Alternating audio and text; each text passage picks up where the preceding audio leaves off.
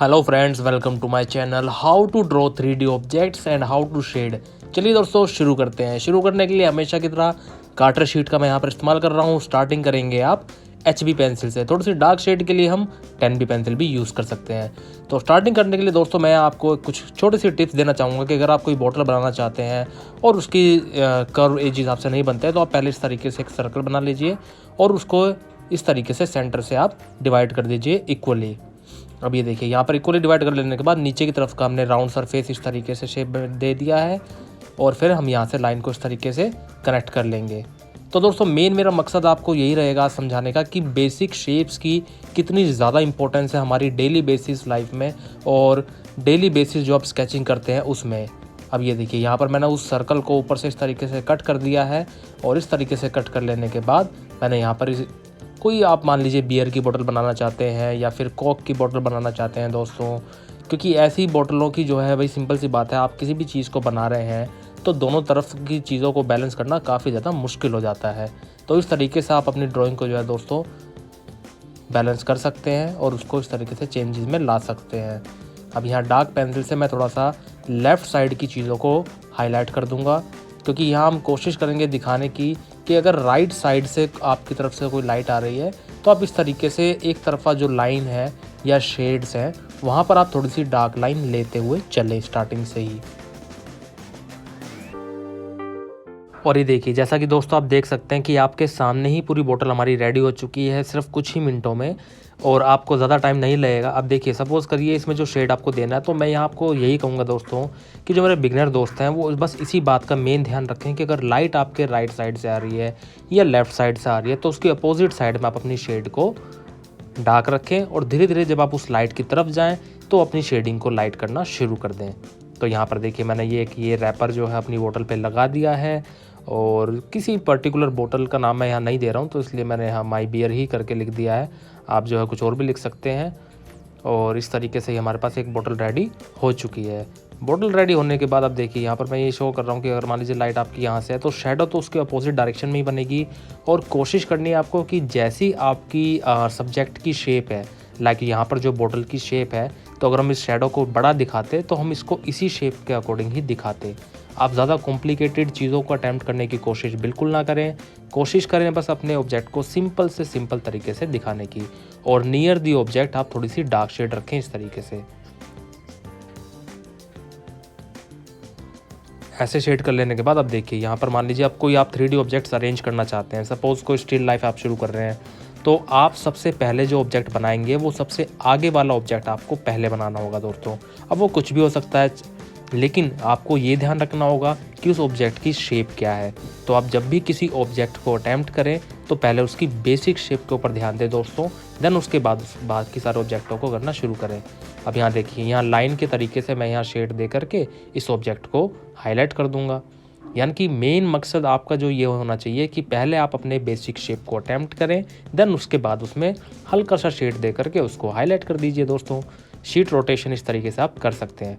अब सपोज इसके पीछे मुझे कोई ऑब्जेक्ट दिखाना है जिसकी शेप क्यूबॉइड है, हो सकता है वो कोई बॉक्स हो या हो सकता है वो कोई पर्टिकुलर कोई चीज़ हो, तो उसको आप पहले अपनी क्यूबॉइड शेप के अकॉर्डिंग इस तरीके से अटैम्प्ट कर लीजिए दोस्तों। ये देखिए ये शेप हमारी यहाँ पर अटैम्प्ट हो चुकी है। तो यहाँ से पता चल रहा है कि ये जो चीज़ है वो हमारी अंदर की तरफ इस तरीके से इसके पीछे की तरफ होगी। तो यानी कि अब आपको ध्यान ये रखना दोस्तों कि अपने ऑब्जेक्ट का बेस याद रहे कि आपकी जो ऑब्जेक्ट की बेस की हॉरिजॉन्टल लाइन है वो आगे पीछे होगी, तभी यही फील होगा कि वो ऑब्जेक्ट आपके पीछे है। अब ये देखिए इसके बाद हमें इसके पीछे कुछ बनाना है तो हम यहाँ पर भी जो है उस ऑब्जेक्ट की बेसिक शेप बना लेंगे एंड देन उसके बाद उसको हल्का सा शेड करके हाईलाइट कर देंगे दोस्तों।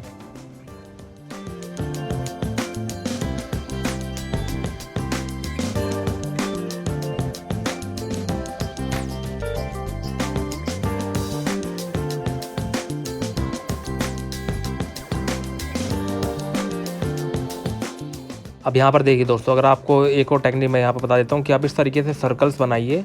यहाँ पर एक बड़ा सर्कल, पीछे की तरफ छोटा सर्कल, इनको अगर आप ज्वाइन कर देंगे तो ये आपका एक गिलास बन गया या एक आपका सिलेंडर बन गया दोस्तों। एक पर्टिकुलर सिलेंड्रिकल ऑब्जेक्ट आप इस तरीके से बना सकते हैं अगर वो इस तरीके से रखा हुआ है तो। अब ये देखिए यहाँ पर हम नीचे की तरफ थोड़ा सा डार्क शेड करते हुए ऊपर की तरफ इस तरीके से शेड ले आएंगे। और इसी तरीके से अब एक ऑब्जेक्ट अगर हमें आगे की तरफ अटैम्प्ट करना है तो यहाँ पर मैं आपको ये मेन चीज़ ये बताना चाहता हूँ कि एक तो lines, vertical, horizontal, diagonal and circular shapes बहुत ज़्यादा इंपॉर्टेंट है आपके डेली बेसिस लाइफ के जो भी आपको ऑब्जेक्ट बनाने हैं। नट बोल्ट, पेंसिल, टूथपेस्ट का आपको पेस्ट बनाना है और कोई भी ऐसी चीज़ जो आपसे नहीं बनती है, इंक पॉट बनाना है, तो उन चीज़ों के लिए दोस्तों आपको इन्हीं शेप्स को अटैम्प्ट करते हुए काम करना स्टार्ट करना होगा अगर आप रियली अपनी इम्प्रूवमेंट चाहते हैं तो। और ये देखिए इस तरीके से आप जो है 3D ऑब्जेक्ट्स को अरेंज कर सकते हैं, आगे पीछे शो कर सकते हैं इस तरीके से।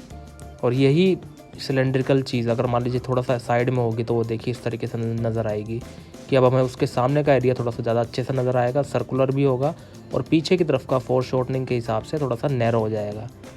क्योंकि पर्सपेक्टिव को दोस्तों आपको बिल्कुल नहीं भूलना है कभी भी लाइफ में कि आप जो भी ऑब्जेक्ट बना रहे हैं उस पर पर्सपेक्टिव का रूल लगा करके ही आप उसको जो है ड्रॉ करें अपनी शीट पर। तो ये देखिए यहाँ पर इस तरीके से ये ऑब्जेक्ट हमारा बन गया है। चीज़ों को हल्का हल्का सा आप जो हाईलाइट अपने तरीके से कर सकते हैं थोड़ा सा डार्क शेड दे करके।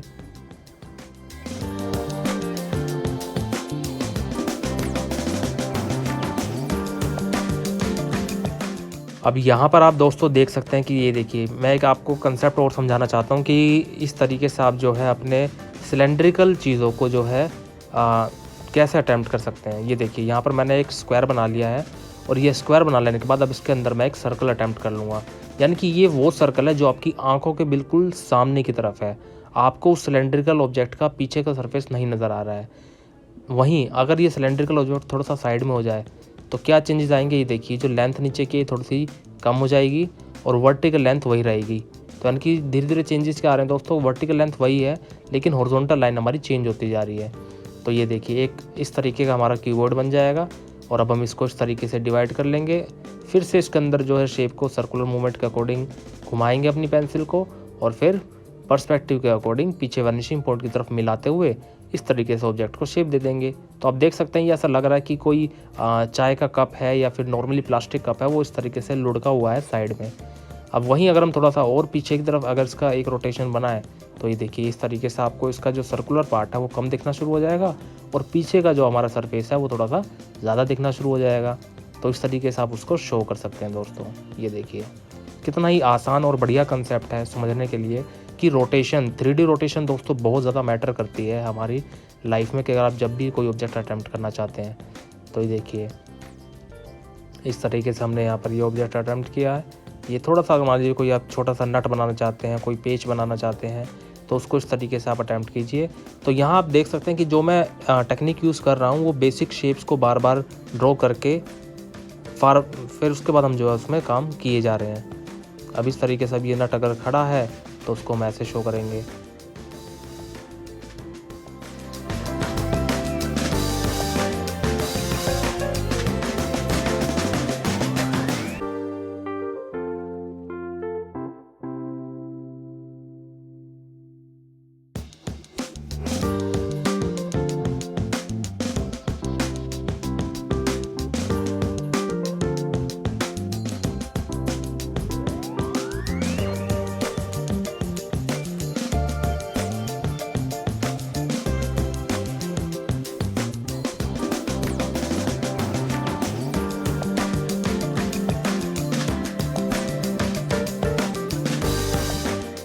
तो दोस्तों ये था ओवरऑल कंसेप्ट आज आप लोगों को समझाने के लिए 3D rotation and 3D shade. I hope आपको अच्छे से समझ में आया हो। वीडियो को लाइक, शेयर और सब्सक्राइब करना ना भूलें। Thank you so much.